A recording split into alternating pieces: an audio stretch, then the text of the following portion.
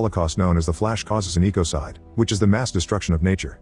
Now the USA is a post-apocalyptic wasteland and people have to go to extremes to survive. 30 years after the Flash in an ash-filled forest, a cat approaches a rotting body to feed while nearby. Eli waits with an arrow ready. As soon as he hears the cat meow, he shoots and instantly kills it. After picking up the cat, Eli keeps on traveling, only stopping to check inside cars for anything useful besides skeletons. Eventually he finds an abandoned house, and as he searches the rooms, he tries to fill his canteen but the taps don't work. When he opens a closet, the awful smell immediately alerts him of a hanging body, but that doesn't stop him from patting it up for anything useful. Afterward Eli cooks the cat while cleaning his weapons and listening to his old iPod. The smell of roasted meat gets the attention of a rat, who Eli notices when he hears it squeak, and he shares some cat meat with it. After cleaning himself up with wet napkins, Eli spends the night in the house reading his book and sleeping.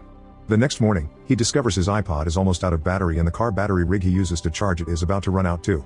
For now he keeps on traveling, and in the middle of the road, he finds a woman with a broken shopping cart asking for help. At that moment he detects a horrible smell and calls out the thugs hiding nearby, noticing it's just a trap.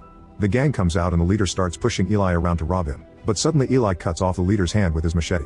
Then he fights the rest of the gang at the same time, quickly killing them all in just a few minutes without getting a single scratch on him. It's almost as if Eli was protected by God. Then Eli kills the leader too, but he lets the woman live. She has a bottle of water, but as soon as he smells it, he can tell it isn't good and drops it. After checking all the bodies for any useful objects, he returns to the road, listening to his music until his iPod runs out of power. When he walks near a destroyed highway, he hears a group of bikers attack a couple. Eli feels bad but reminds himself not to get involved as the gang kills the man, takes advantage of the woman, and steals all their books. Once the bikers are gone, Eli comes out of hiding and keeps going until he finds a town where he enters the shop of the engineer, who immediately threatens him with his weapon. As soon as Eli hears this, he grabs the weapon to prove he's stronger and quickly gives it back, explaining he's just a customer. Then he asks the engineer to recharge his battery rig, offering to pay with some wet napkins and a lighter as payment. While the engineer works, Eli goes to the bar across the street, where the killing bikers are visiting Carnegie, the warlord in charge of this town. Carnegie is looking for a very specific book, so all his henchmen bring him any books they can find, although they can't read the titles because they're illiterate. He takes a look at all the books they've brought today, but what he wants isn't there, so he sends them all to be burned. His mood improves when gang leader Ruthless reveals he's also found a small sample of shampoo, so Carnegie immediately goes to use it on his concubine Claudia, who is blind, so she greatly enjoys the smell and the head massage. Downstairs, Eli pays with gloves and a scarf to get his canteen refilled. While taking out his things, he accidentally touches a cat, causing it to hiss at him. The bartender gives the canteen to Claudia's daughter Solara, who goes out back to fill it. Ruthless tries to block her way to show his interest in her, but she ignores him and joins the line for water. Inside, a gang member gets mad because Eli touched his cat and tries to start a fight, but Eli just slams his face against the bar and tries to leave. At that moment, the rest of the gang attacks him, so Eli has no choice but to fight. With quick movements of his machete, Eli fights all the thugs at the same time, killing them one by one without breaking a sweat. Soon all the thugs are dead except for one, but when he's about to kill him too, Solara comes back and begs him to stop. The distraction causes Eli to get caught and taken to see Carnegie, who asks him to become one of his men. Eli isn't interested and tries to leave again, but Carnegie forces him to stay the night. Afterward, Claudia brings Eli some food and he immediately can tell she's blind, so he asks her a few questions about her story. Then Carnegie sends Solara to Eli's room to convince him to stay by getting busy with him, only for Eli to turn her down. He also tries to kick her out, but Solara explains Carnegie will hurt Claudia if she doesn't do this, so Eli lets her stay for the night. Since Solara doesn't often see people of Eli's age, she asks questions about life before the Flash and Eli shares some stories. Solara also finds Eli's book and gets excited, asking about its contents because she can't read, but Eli immediately covers it up and refuses to discuss it. When he finally sits to eat, he shares the food with Solara and teaches her how to say grace. The next morning Solara has breakfast with Claudia and recites the words Eli taught her. Carnegie is shocked to hear this and demands to know how Solara learned it, hurting Claudia when Solara doesn't say much. Desperate to help her mother, Solara tells him that Eli has a book with a weird symbol on it, making a cross with her fingers. It turns out Carnegie wants a Bible, and Eli has the only one left in the world because all the others were burned down shortly after the Flash. Excited, he orders Ruthless to get him Eli's book, but when they enter the room Eli is already gone. Ruthless immediately kills the guard for their mistake, then sends his men to find Eli. Meanwhile, Eli gets his battery from the engineer and tries to leave town, only for Carnegie to show up and ask him for the book. He thinks the Bible is the best way to put society under his control and is willing to kill Eli for it, yet Eli just keeps walking away. Suddenly Ruthless shoots Eli twice, but he misses both shots. Annoyed, Eli takes out his gun and starts shooting any person he can hear moving, expertly landing every single shot while the bullets shot by the enemies miss him every time.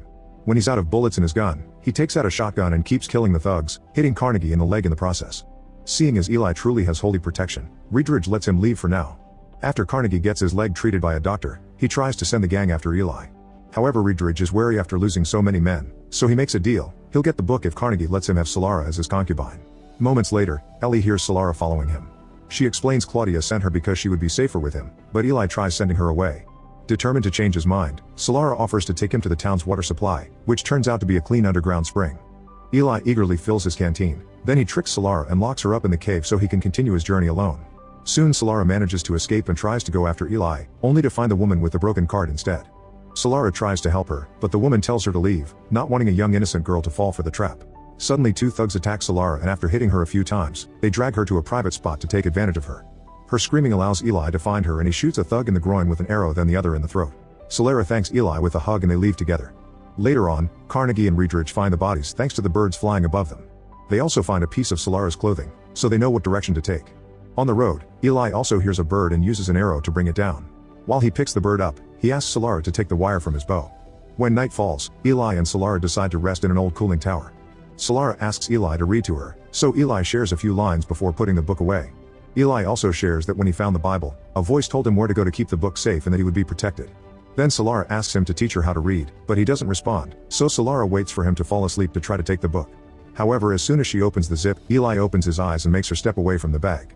The next day the duo keeps on traveling and eventually they find a house with a sign that says no trespassing, but they don't see it and approach the door. Suddenly a trap opens under their feet and they fall into a hole before the door opens to reveal Martha and George, an armed elderly couple who have lived in this house since before the flash. They ask why they didn't obey the sign and when Eli apologizes with kind words and manners, they decide to let them in. At first the chat goes well and they share some lovely tea, however things get awkward when the couple shows them the backyard where they keep all the bodies of those who tried to attack their house.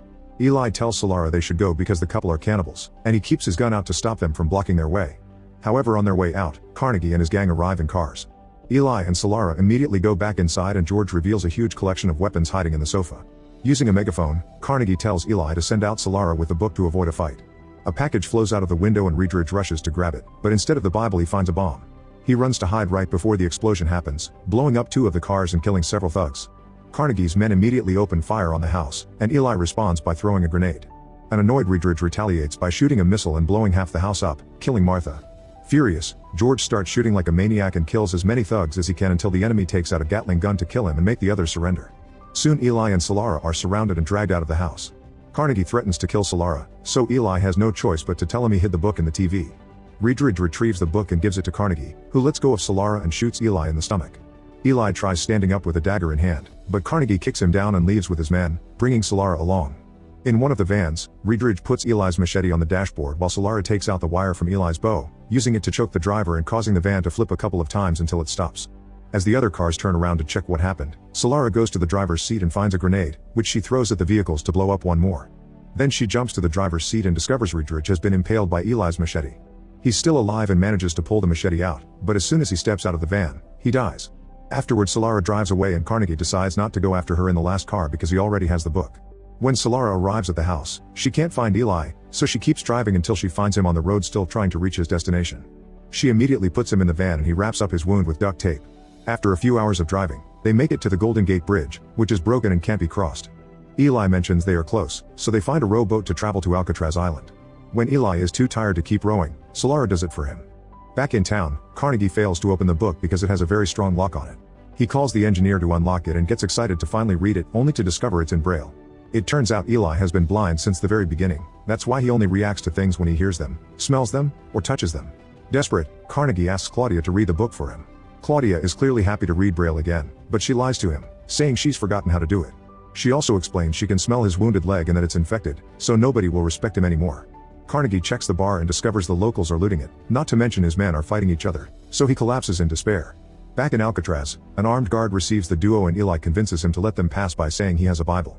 They meet with a curator who has been gathering all kinds of art from before the flash to preserve humanity's history and hopefully rebuild someday. They don't have a copy of the Bible, so Eli reveals he's memorized it all and starts dictating it so the curator can make his own copy.